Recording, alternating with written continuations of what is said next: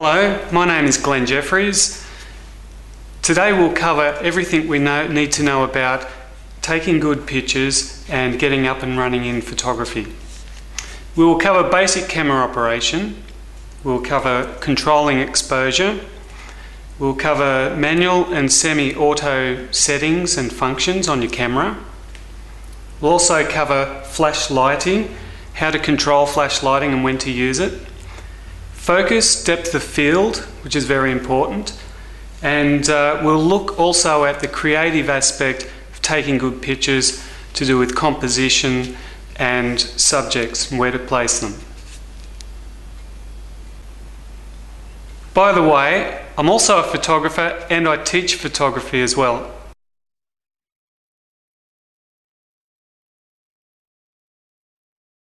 What we'll do now is cover basic camera operation.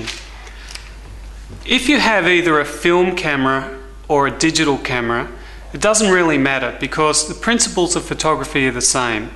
The creative aspect is the same.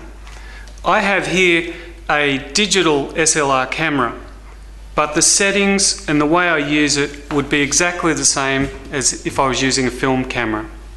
There are different types of cameras. We have here, it's just a standard compact camera. They're fairly cheap, they're mass produced, they're inexpensive and they can give fairly good results under average circumstances. The SLR camera, it stands for single lens reflex, is basically a camera which offers much more control. It has functions which can be fully automatic, fully manual, or partially semi-automatic as well. So we can control lots of aspects using the dials on the camera. We'll go through those a bit later. When you're starting in photography, you'll probably want to create a nice image for yourself, especially if you want to get some work from taking your photographs. If you've got a generic type of camera, it's mass produced as I mentioned, and pretty much anyone can buy one and control one. If you want to get into the pro or semi-pro market, you've got to look the goods. Something like this is solid, well built, it's a piece of engineering, and it certainly has the right look about it for the professional market. Some things you'll need to know when you're choosing your film is there are different types of film. They range in numbers, and the international standard is called an ISO, and it starts from anywhere between 50 and can go anywhere to 1600. The most common ISO film speeds would be 100, 200, 400 and possibly 800 for night shots.